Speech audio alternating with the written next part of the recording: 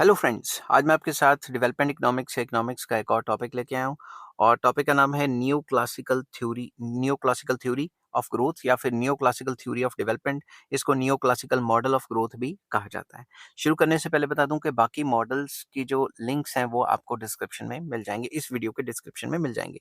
किस हिसाब से पेपर में लिखना है मैंने उसी हिसाब से लिखा हुआ है, तो आप स्टेप बाय स्टेप साथ के साथ डायग्राम और इक्वेशंस बनाएंगे तभी आपको अच्छा लगेगा ये टॉपिक। ठीक है, चलिए शुरू करते हैं। New classical model of growth has been propounded by modern economists like Solow, Swan, Meade etcetera. तो ये जो न्यू क्लासिकल व्यूज देने वाले हैं, ये कोई एक बंदा नहीं था, ये कई जो मॉडर्न इकोनॉमिस्ट है, सोलो, स्वैन, मीड वगैरह, उनके व्यूज को मिक्स करके बनाई गई है।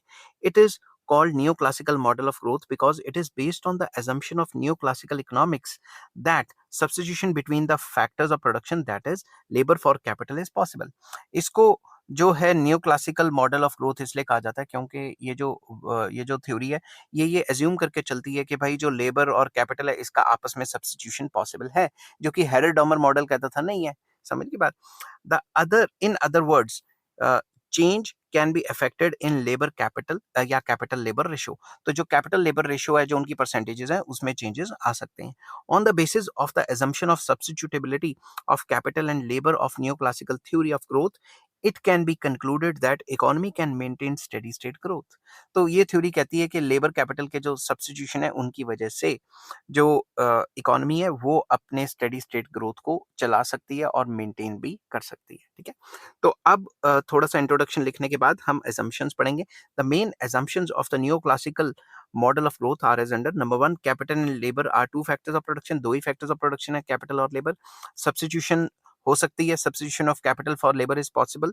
Production is under constant returns to scale. अब कांस्टेंट रिटर्न्स टू स्केल क्या होते हैं, अगर आपको नहीं पता मुझे कमेंट कर देना, मैं आपको लिंक शेयर कर दूंगा। There is full employment in the economy, economy में फुल एम्प्लॉयमेंट होनी चाहिए। There prevails perfect competition in the economy. अगर आपको परफेक्ट कंपटीशन के बारे में भी नहीं पता तो मुझे बता देना, मैं पूरे चैप्टर का लिंक शेयर कर दूंगा। प्राइजेस फ्लेक्सिबल रहेंगे। ठीक है, तो ये मॉडल फ्लेक्सिबिलिटी की वजह से काफी मशहूर हुए, ये वाला मॉडल। और इसके बाद एक और मॉडल आपको कराऊंगा, सोलो का मॉडल, वो भी फ्लेक्सिबिलिटी की वजह से काफी मशहूर हुए। Meaning of economic growth according to new classicals. New classicals क्या कहते थे कि ग्रोथ क्या है? The economic growth means increase in production. उनके हिसाब से प्रोडक्शन को बढ़ाना ही इकोनॉमिक ग्रोथ थी। Economic growth has two characteristics, that is gradual and continuous.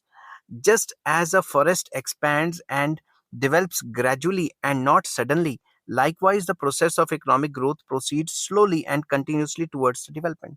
उनका ये मानना था जो इकोनॉमिक ग्रोथ है वो ग्रेजुअल और कंटिन्यूस प्रोसेस है। ग्रेजुअल मतलब आराम आराम से शुरू होता है, जैसे जंगल फैलता है तो आराम आराम से फैलता है ना, तो वैसे उन्होंने बताया हुआ है कि इकोनॉमिक जो ग्रोथ है वो भी आराम आराम से फैलती है और कंटिन्यूसली बढ़ती रहती है टुवर्ड्स द डेवलपमेंट, जब तक डेवलपमेंट नहीं हो जाती पूरी।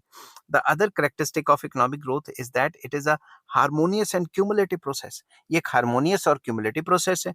Economic growth is harmonious because it benefits all classes, that is labourers, capitalist, landlords. जब भी इकोनॉमिक ग्रोथ होगी तो वो सबके लिए होगी, ये नहीं कि एक पर्टिकुलर बंदों के लिए होगी और दूसरों के लिए नहीं हुई।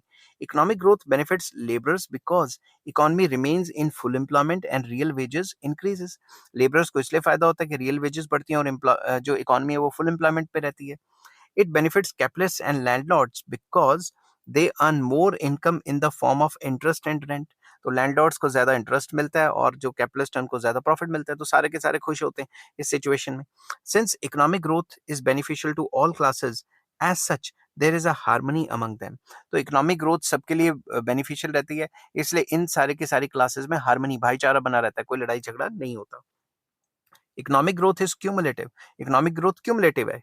It is so because the mutual dependence among the industries. जो एक इंडस्ट्री है वो दूसरी इंडस्ट्री को रॉ मटेरियल प्रोवाइड करती है, उससे भी सामान खरीदती है, आपस में म्यूचुअल डिपेंडेंस है, तो सारी की सारी कंपनियां जो हैं क्यूमुलेटिवली बढ़ती हैं। Development of one sector encourages the development of other sectors. ठीक है, इंडस्ट्रीज इंजॉय एक्सटर्नल इकोनॉमीज। ये भी थ्योरी कहती थी कि एक्सटर्नल इकोनॉमीज होती हैं। ठीक है, एक्सटर्नल इकोनॉमीज क्या होती हैं, अगर आपको नहीं पता मुझे मैसेज कमेंट कर देना, मैं आपको लिंक शेयर कर दूंगा। कंसिक्वेंटली कॉस्ट जो है वो फॉल करती हैं, division of labour x tends and technical knowledge grows. तो ये सारी चीजें होती हैं जिसे एक कंपनी के बढ़ने से बाकियों को भी फायदा होता है। In this way the economy gets incentive of growth cumulatively. इसकी वजह से जो इंसेंटिव्स हैं वो क्यूमुलेटिवली बढ़ते रहते हैं बाकी इंडस्ट्रीज के लिए। पूरी की पूरी इकोनॉमी क्यूमुलेटिवली बढ़ जाती है। नेक्स्ट टॉपिक इसी मॉडल में आ जाता है determinants of economic growth. Economic growth के मेन डिटर्मिनेंट्स क्या हैं? According to new classical economists, capital can be substituted for labour. वो ये मानते थे कैपिटल को लेबर की जगह सब्स्टिट्यूट किया जा सकता है। इन other words, accumulation of capital is possible even without making any increase in labour power. कि लेबर पावर को बढ़ाए बगैर ही कैपिटल को, मशीनों को या पूंजी को ज्यादा से ज्यादा एक्यूमुलेट किया जा सकता है। As the capital is accumulated, there is increase in national income and per capita income, and thus economic growth becomes possible. जैसे जैसे हम कैपिटल को ज्यादा से ज्यादा एक्यूमुलेट करेंगे, नेशनल इनकम बढ़ेगी, पर कैपिटा इनकम बढ़ेगी और ग्रोथ अपने आप ही हो जाएगी। समझ की बात?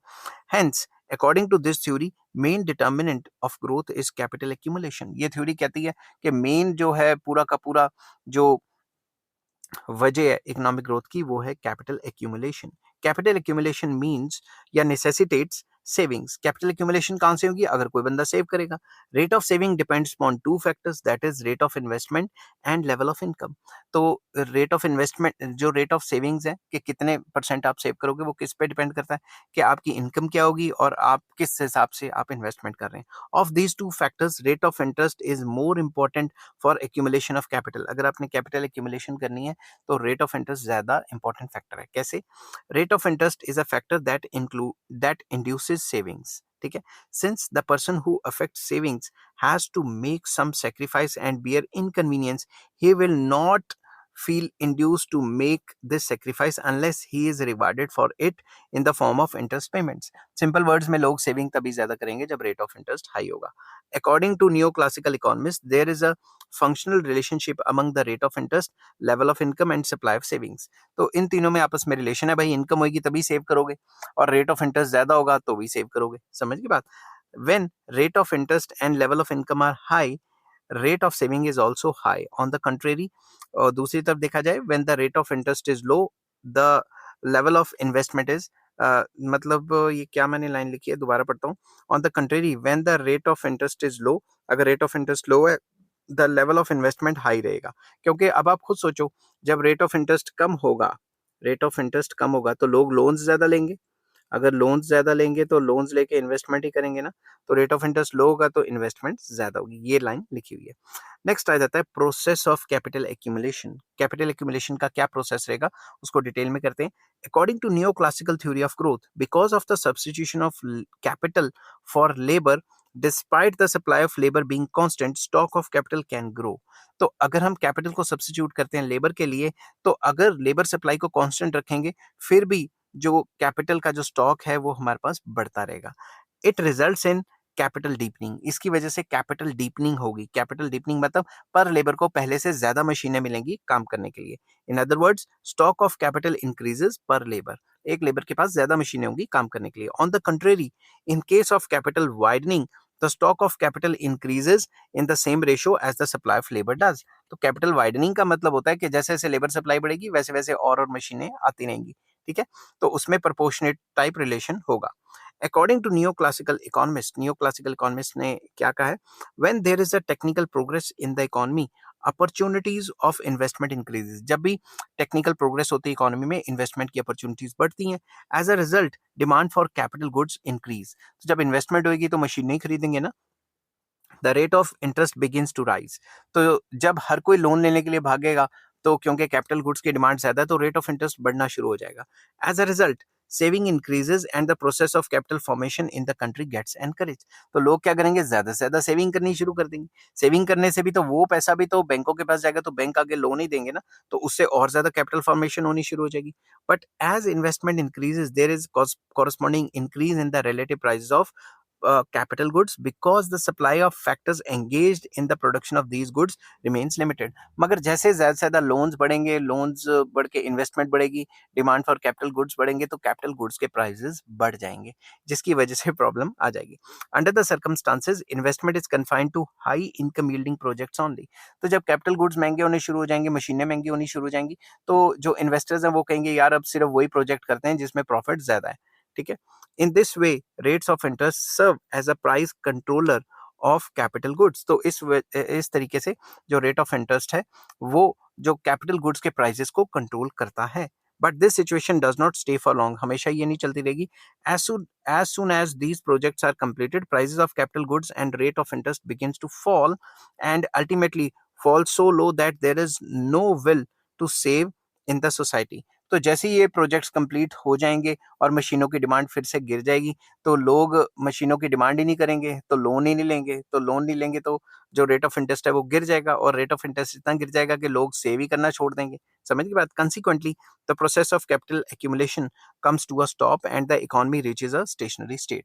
तो ऐसी सिचुएशन में इकोनॉमी स्थिर रह जाएगी, स्टेशनरी स्टेट में आ जाएगी. ठीक है, अब इसको हम डायग्राम से एक्सप्लेन करते हैं. Combined position of rate of interest, investment and the process of capital accumulation can be explained with the help of diagram. Capital is shown on x-axis and rate of interest and MEC are shown on y-axis. ठीक है, II curve shows the profit at different levels of investment. ये जो II investment curve है ये हमें बताती है different levels पे हमने कितना पैसा लगाया, जो डिफरेंट लेवल ऑफ प्रॉफिट को दिखाता है.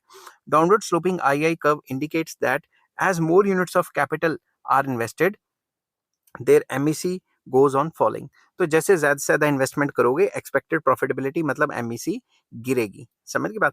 Fall in the rate of interest from OR to OR1 and OR2 leads to increase in the stock of capital. तो जैसे जैसे रेट ऑफ इंटरेस्ट इतना था, कैपिटल स्टॉक इतना था. रेट ऑफ इंटरेस्ट गिरा, कैपिटल स्टॉक बढ़ गया, और रेट ऑफ इंटरेस्ट गिरा, कैपिटल स्टॉक और बढ़ गया. वही चीज एक्सप्लेन की हुई है. ठीक है, from OK to OK1 OK2 तक चला गया. ठीक है, नीचे से भी बढ़ गया capital stock. At OR2 rate of interest, OK2 is the capital investment at which it will not be profitable either to make any investment or to effect any saving. तो basically OR2 rate of interest पे जो इतना capital stock हो गया, तो ना ही इस rate of interest पे लोग सेविंग्स को ज्यादा कर रहे हैं, ना ही इन्वेस्टमेंट हो रही है.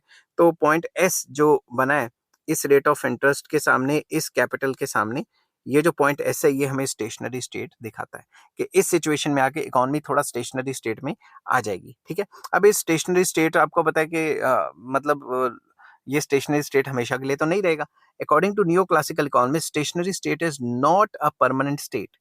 Change in this state also takes place as a result of technological improvement. तो जब भी टेक्नोलॉजी इंप्रूव होगी, ये जो स्टेशनरी स्टेट था ये इन्वेस्टमेंट कर्व से बना, टेक्नोलॉजी इंप्रूव होगी, इन्वेस्टमेंट बढ़ जाएगी, तो ये अब S1 पे आ गया, और टेक्नोलॉजी इंप्रूव होगी, S2 पे आ गया, तो नीचे से कैपिटल स्टॉक तो बढ़ता रहेगा ना. इसी चीज को एक्सप्लेन किया है इस डायग्राम में. Investment increases due to technological improvements, जैसा कि मैंने बताया. As such II curve shifts to the right as shown in the given figure. When II curve shifts to the right as I1, ये जो I1 वाली है फिर I2 तक चली जाती है, then the points of stationary जो state है ये S also shifts to S1 and S2. तो ये पॉइंट भी S1 and S2 पे चले जाएंगे. ठीक है, new classical theory of growth can also be explained with the help of Solo's equation and Mead's equation. तो नियो क्लासिकल मॉडल जब भी आपको आएगा, आपको सोलो और मीड की इक्वेशन भी साथ के साथ लिखनी है.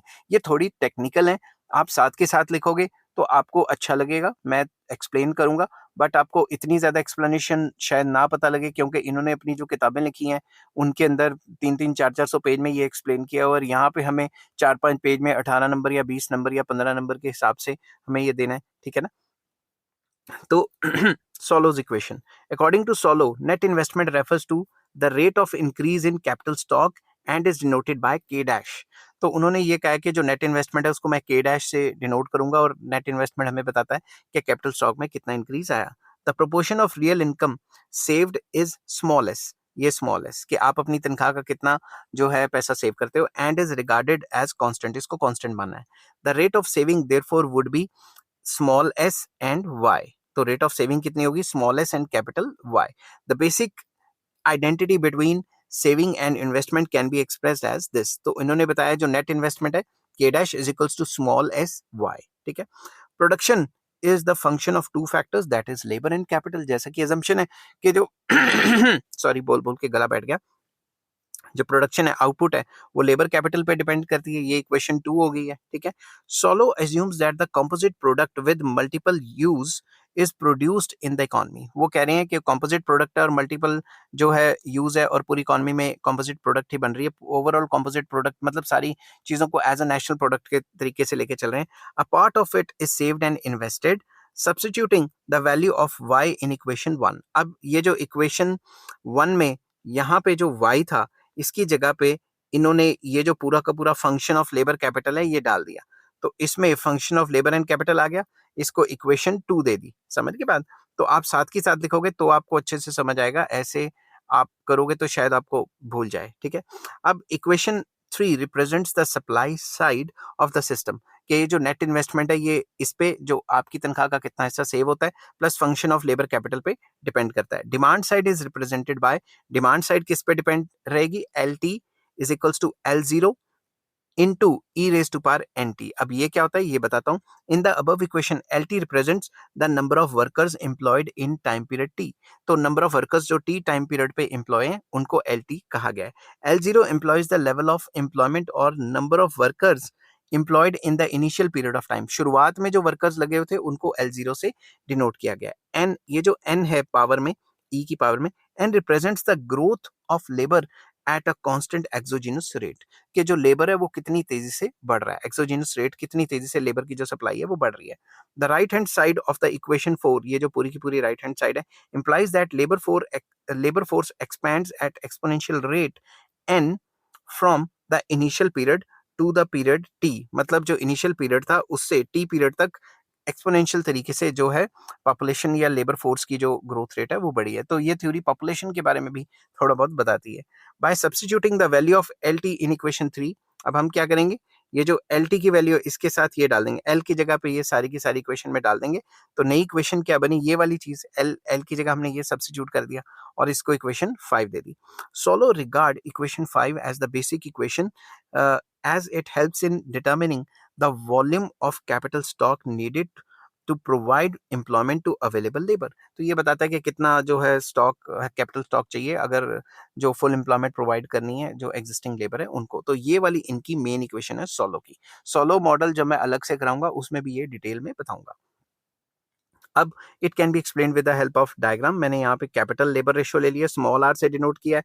आउटपुट पर हेड मतलब पर बंदा कितना काम करता है, सेविंग पर हेड के भाई एक बंदा कितना सेव कर रहा है, ठीक है। तो इसको एक्सप्लेन करते हैं। Capital labour ratio r is shown on x axis while output per head and saving per head are shown on y axis. Curve Y function r one represents, ये R1 कहाँ से आया, ये मैं आपको जब सोलो मॉडल कराऊंगा तब कराऊंगा, ये काफी ज्यादा मिक्स हुआ पड़ा है। सोलो मॉडल मैंने ऑलरेडी प्रिपेयर किया हुआ है, ठीक है, वो भी मैं आपको जल्द से जल्द आज या कल में अपलोड कर दूंगा। तो अगर आप ये 2-3 महीने बाद देख रहे हैं तो आपको नंबर वाइज सारे मॉडल्स मिल जाएंगे। The curve Y function of R, 1 represents output per worker as a function of capital labour ratio.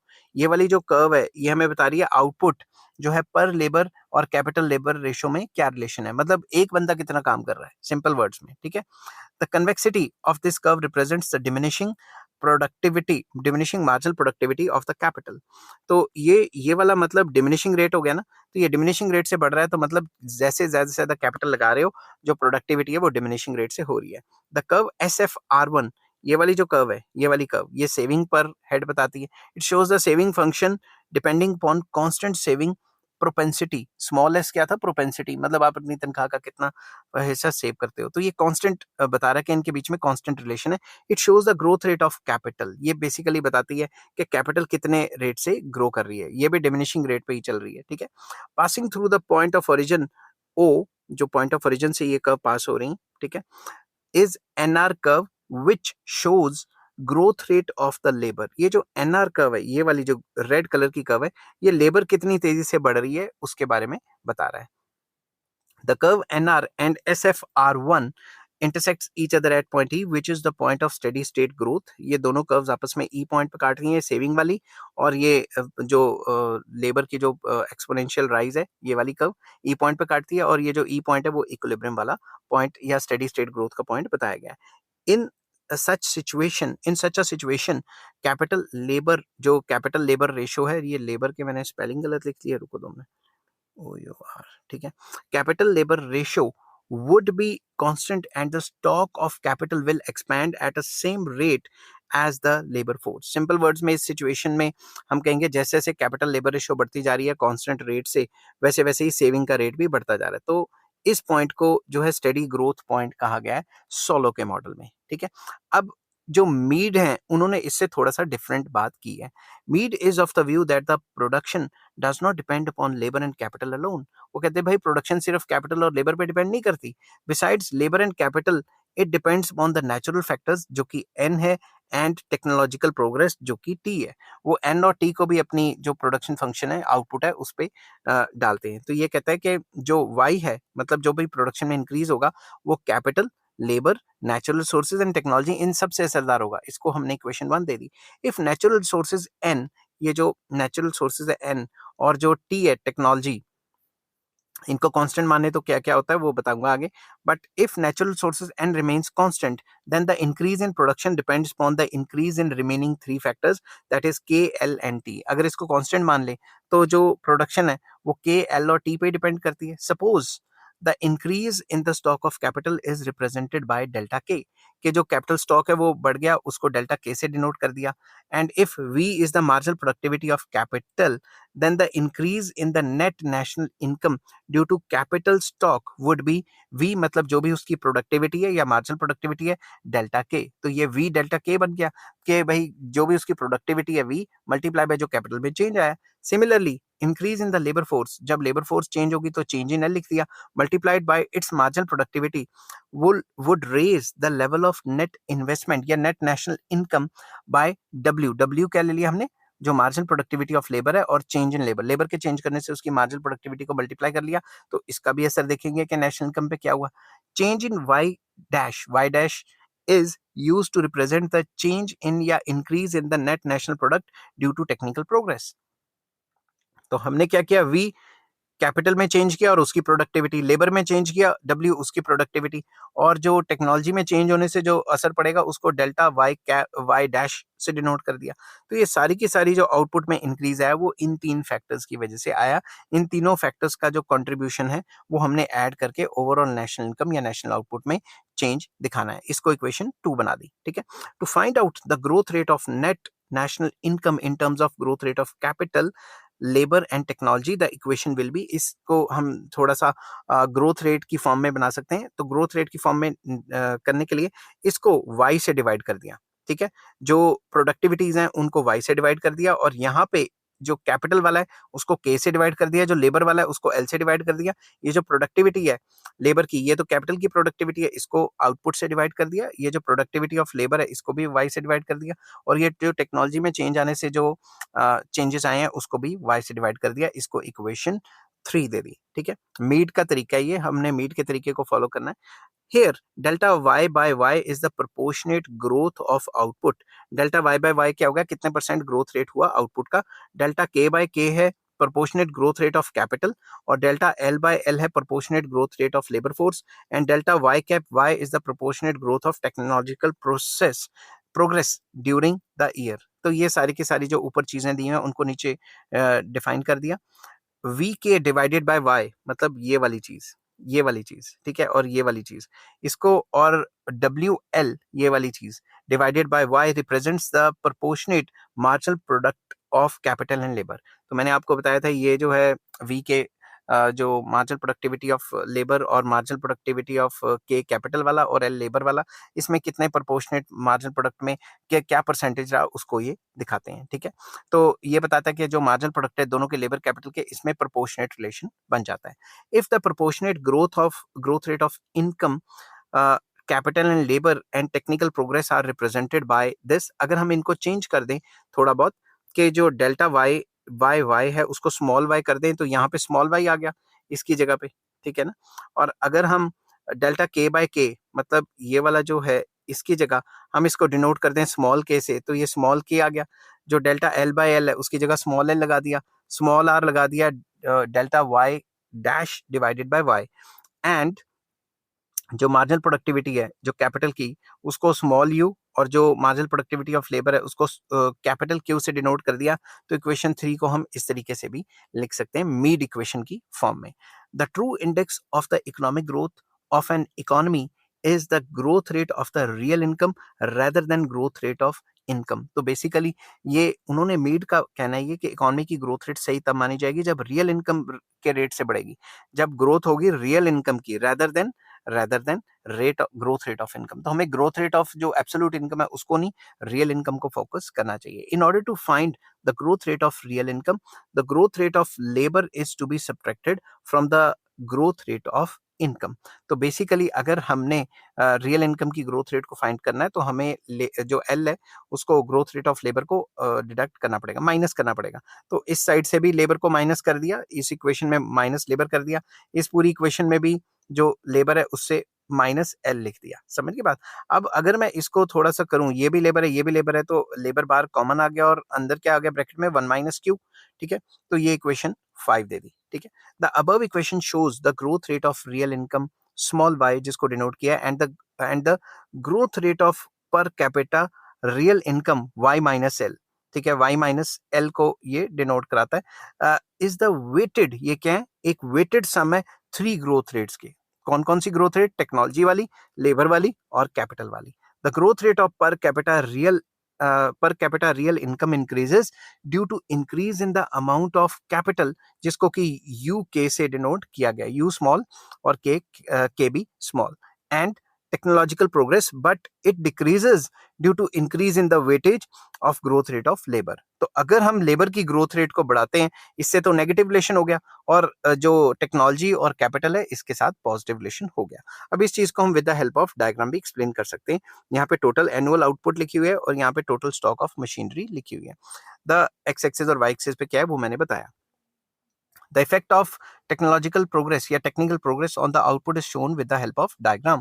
The capital stock is shown on x-axis while the annual output is shown on y-axis.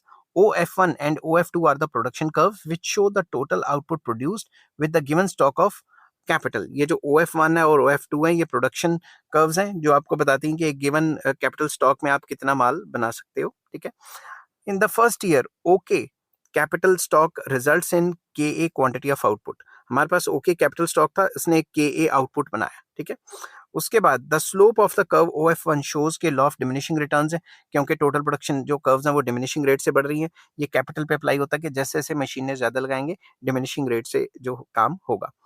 In the second year, the production curve rises from OF1 to OF2 due to technological progress या technical progress which results in increasing production for KA to from लिखना था यहाँ पे, रुको 2 minute.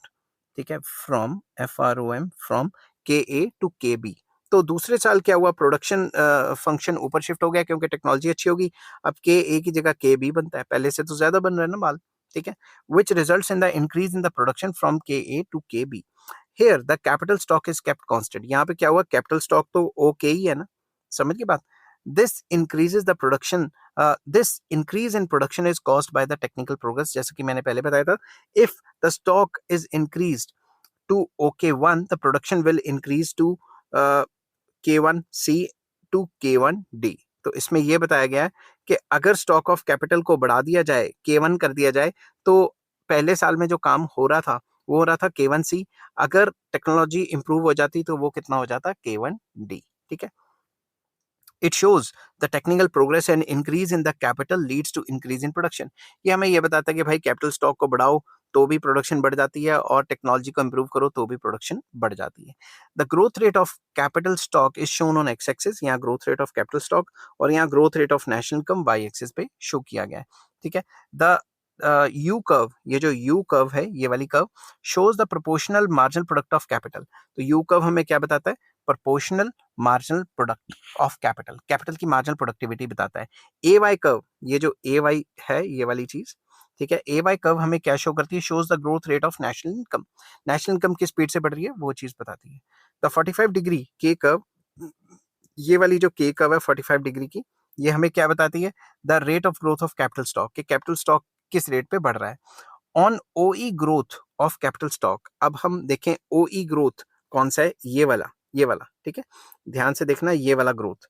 The growth rate of national income is BE. अगर हमारे पास इतना growth rate of capital stock है, नेशनल इनकम की ग्रोथ रेट कितनी है, बीई. एट पॉइंट बी, इस पॉइंट पे growth rate of national income is BE which is, जो बीई है वो किस पे डिपेंड करती है, ये जो बीई है पूरा का पूरा, ये अगर इसको तोड़ें तो ये होगा डीई प्लस बीडी. समझ गए बात. DE represents the growth of the national income due to growth of capital stock, and BD represents the growth rate of national income due to population growth and technological progress. तो ये कह रहे हैं कि ये जो DE है, ये ग्रोथ रेट किस वजह से हुई है? कैपिटल स्टॉक की वजह से, क्योंकि यू तो कैपिटल स्टॉक है। समझ की बात? अब ये जो BD हुई है, ये पॉपुलेशन और टेक्नोलॉजी की वजह से हुई है, तो इसको तोड़ दिया। तो इधर लिखा है कि B is greater than CE, that is growth rate of national income is greater than the growth rate of capital stock. जो नेशनल इनकम का जो ग्रोथ रेट है ड्यू टू टेक्नोलॉजी एंड जो पॉपुलेशन को इंक्रीज करना, जो population growth and technological progress है, वो थोड़ा ग्रोथ रेट ज्यादा है। एज अ रिजल्ट के will start rising till point H is reached. तो ये जो कैपिटल स्टॉक है वो बढ़ना शुरू हो जाएगा। ये जो के है, ये पहले सी तक था, अब ये के एच तक चला जाएगा। एच तक क्यों जाएगा? क्योंकि ग्रोथ हो गई है। समझ की बात?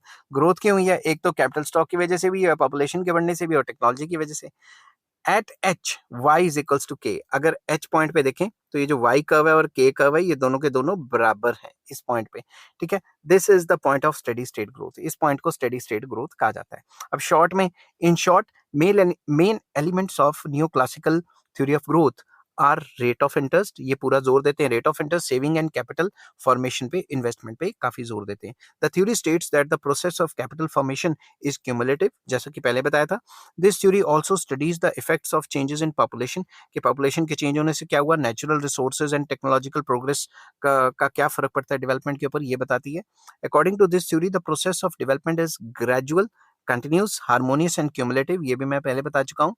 The theory applies to free competitive markets which has no government interference, nor monopolistic control। तो ये थ्योरी अप्लाई होती है जहाँ पे गवर्नमेंट इंटरफेरेंस नहीं होती और जहाँ पे मोनोपोलिस्टिक कंट्रोल भी नहीं होता। अब इस थ्योरी की क्रिटिसिज्म, जब भी आपको पूरी थ्योरी आएगी आपने क्रिटिसिज्म लिखनी ही लिखनी है।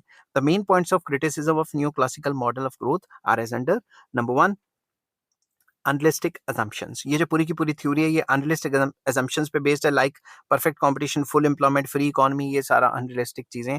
आपको पता है ना परफेक्ट कंपटीशन होता है, ना फुल एम्प्लॉयमेंट होता है, ना फ्री इकोनॉमी हो पाती है। Next, paradox of saving and development.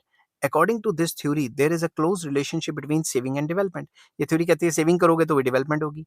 Increase in saving is necessary for development, कि सेविंग बढ़ाओगे तभी डेवलपमेंट हो पाएगी। बट केन्स क्या कहता है? Keynes holds that increase in savings leads to deficiency of aggregate demand and discourages development. अगर सारे के सारे सेव करने बैठ जाएंगे तो मार्केट में डिमांड ही नहीं रहेगी सामान की। तो जब डिमांड ही नहीं रहेगी तो डेवलपमेंट कैसे हासिल कर पाओगे? Next, incomplete explanation about savings. According to new classical economist, volume of saving depends more upon rate of interest. वो कहते हैं जो सेविंग्स है वो सिर्फ रेट ऑफ इंटरेस्ट पे डिपेंड करती है। रेट ऑफ इंटरेस्ट बढ़ेगा तो लोग सेविंग ज्यादा करेंगे। Saving increases when the rate of interest rises. But as per Keynes it is an incomplete explanation of savings. कैसे? In reality volume of saving depends upon the level of income and not on the rate of interest. कैसे? अगर एक गरीब बंदा है, उसके पास पैसे नहीं है तो सेव कहां से करेगा? इनकम पे भी तो डिपेंड करती है ना। इनकम होगी तभी सेव करोगे ना। रेट ऑफ इंटरेस्ट चाहे 100% हो जाए, अब गरीब के पास पैसे नहीं है तो कहां से सेव करेगा? नेक्स्ट आ जाता है incomplete explanation of investment. New classical economist have given an incomplete explanation of investment. कैसे? Their assertion that the investment is an inverse function of the rate of interest आना था यहाँ पे। ठीक है, रेट ऑफ इंटरेस्ट आना था, मैंने रेट ऑफ इन्वेस्टमेंट लिख दिया। ये जब स्पीड स्पीड में लिख रहा होता हूँ तो ऐसा ही होता है।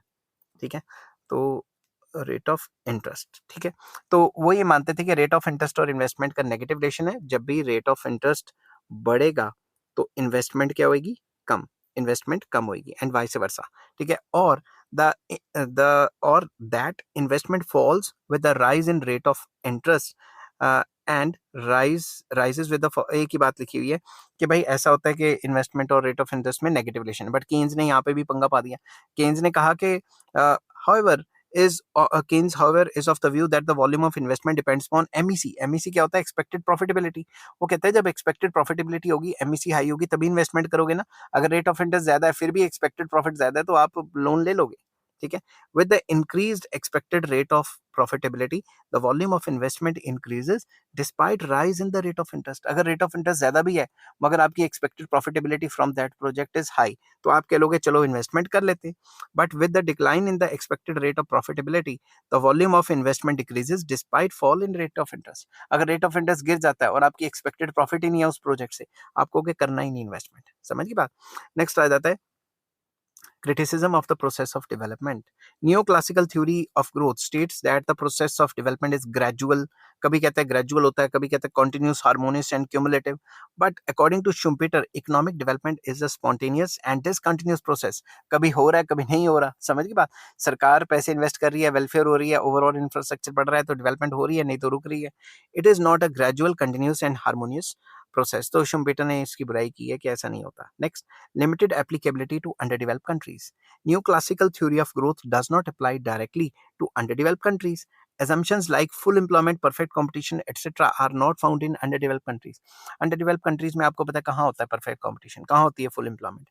This theory does not consider government interference proper for economic development, but in underdeveloped countries या underdeveloped countries में क्या है, government interference is must for promoting economic development. Underdeveloped countries में सरकार की interference बहुत जरूरी है, तभी इकोनॉमी डेवलप कर पाती है. आई होप ये वीडियो आपको पसंद आई होगी. अगर पसंद आती है तो please like, share and subscribe. इस जो टॉपिक से रिलेटेड बाकी मॉडल्स के लिंक्स भी आपको डिस्क्रिप्शन में मिल जाएंगे. Take care, bye bye.